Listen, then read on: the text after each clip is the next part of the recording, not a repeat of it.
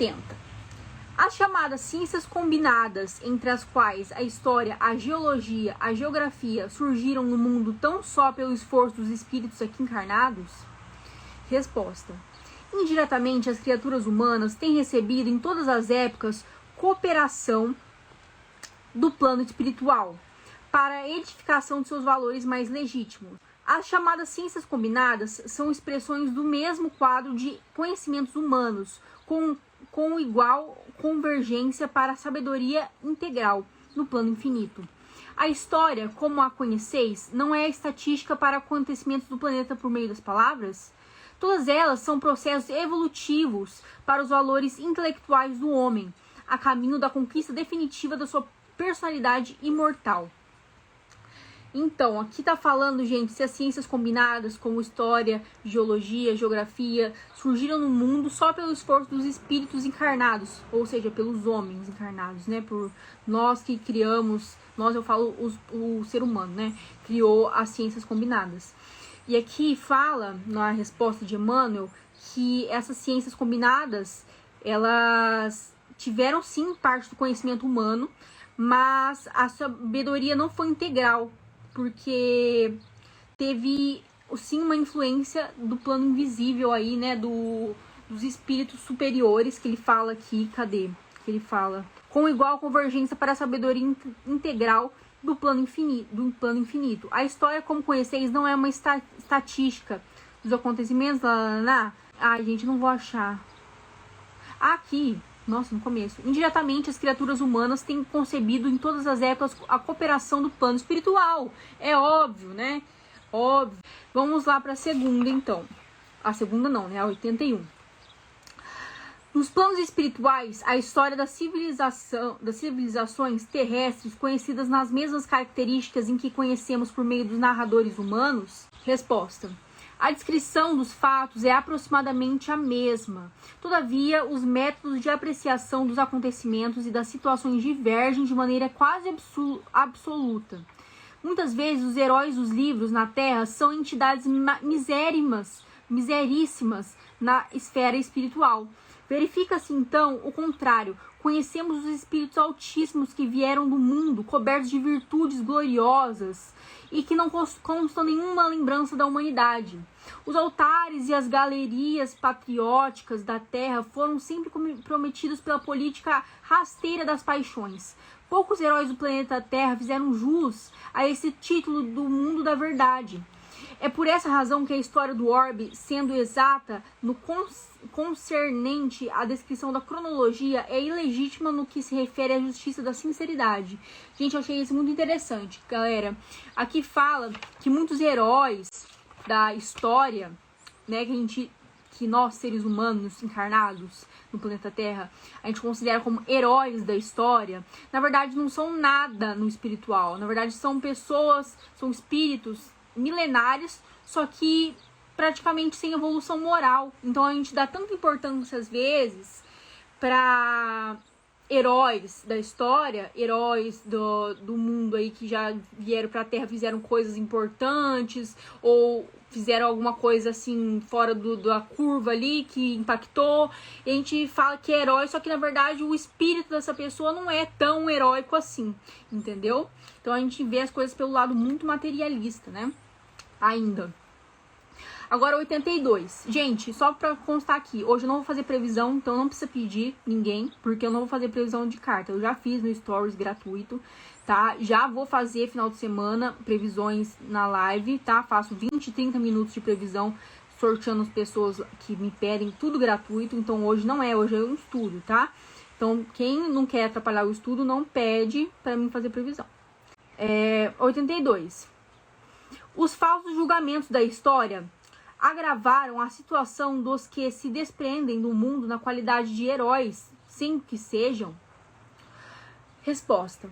A exéquias solenes nos necrológicos brilhantes, os pomposos adjetivos que se concedem aos mortos, em troca do ouro da posição convencional que deixaram, afligem os que partiram pela morte de maneira intraduzível.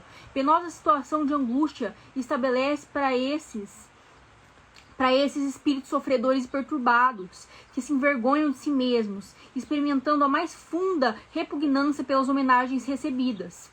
Cessada essa fase do julgamento insincero do mundo, frequentemente se poderá observar a incoerência dos homens. O antigo herói volta ao orbe com as vestes do mendigo ou do proletário rude, e aprendendo nas lágrimas silenciosas a compor os cânticos do dever do trabalho santificantes. Todavia, ninguém o vê, porque na história do mundo, em todos os tempos, o homem sempre incensou a tirania e raramente fixou o olhar inquieto à flor carinhosa da humildade e da virtude. Gente, muito forte esse aqui, eu gostei. Eu gosto de texto assim, que é forte, que é impactante pra gente.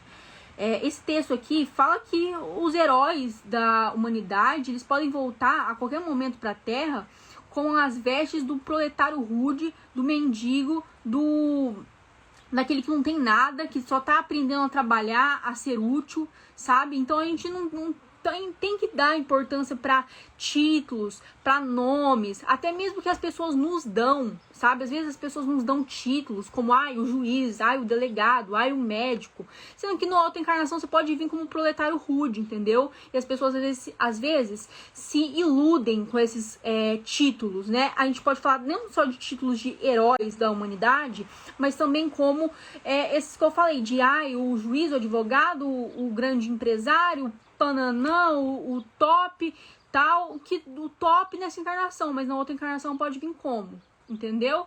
Pode vir como proletário rude, como fala aqui no texto de Emmanuel. Agora, 83. Vão falando aí pra mim o que vocês acham dos textos, comentando, que eu gosto de saber o que vocês acham. Estamos na 83 já, andamos bastante. 83. É o historiador responsável pelos juízos falsos da história? Resposta.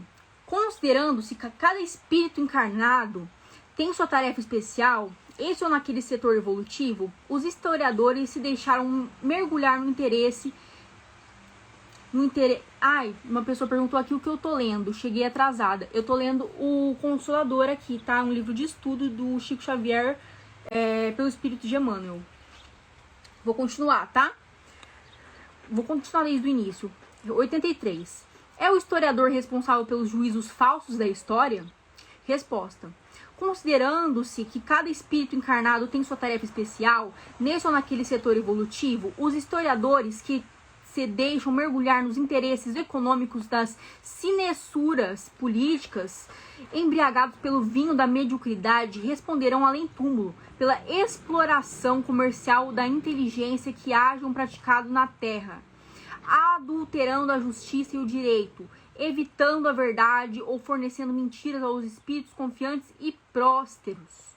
Então aqui fala, gente, que o historiador que mente, que faz as coisas para base de dinheiro, que, né, porque vocês sabem que tem muito, em tudo nessa vida tem, né, não vai ser nos historiadores que vai ser diferente, que, né, faz pesquisa paga que na verdade que fala que é uma coisa, mas na verdade é outra, sabe, coisas desse tipo. Eles vão pagar por isso porque cada um tem a sua função aqui no planeta Terra, no orbe terrestre, e tem que cumprir muito bem, ajudando o próximo e não ajudando só a si mesmo, né?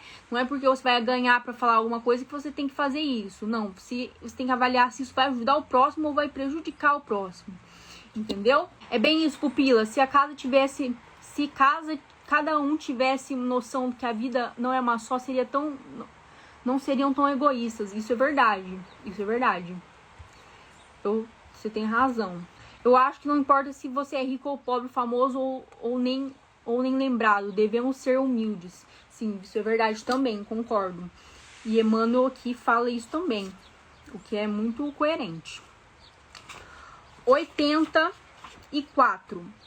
Se o espírito no plano invisível não é realmente uma criatura santificada, como receberá a oração de seus devotos e a história do mundo que a história do mundo canonizou? A canonização é um processo muito arrojado das ambições humanas para ser considerado perante a verdade espiritual. Conhecemos inquisidores, verdugos de povos traidores do bem, produzidos no altar pelo falso julgamento da política humana. A prece dos devotos invocando seu socorro, muitas vezes sem se lembrarem da paternidade de Deus, ecoa-lhes no coração, perturbando-lhes com vozes de acusação terrível e dolorosa, porquanto reviviam ainda mais nudez de suas feridas. Frequentemente o espírito que se encontram nessa penosa situação rogam a Jesus a concessão das experiências mais humildes da terra, a fim de olvidarem os ruídos nocivos das falsas glórias do planeta, no silêncio das grandes dores que iluminam e regeneram. Gente, eu lembrei de uma coisa muito interessante nesse texto, da canonização, né? De você achar que o morto é santo. Morto não é santo, entendeu? Eu nem sei se pode falar isso aqui no Instagram. Talvez eu vou ser barrada. Talvez alguém vai me denunciar. Mas tá bom, o desencarnado. O desencarnado não é santo. Nem todo desencarnado é santo. Não é porque desencarnou que virou santo, que vai atender seus pedidos. Entendeu? Tem muita gente que ainda tem essa crença limitantíssima, que o desencarnado, quando desencarna, vira um santo, um ser de luz supremo, sabe? Sendo que somente sai das vestes carnais e fica somente no espiritual, né?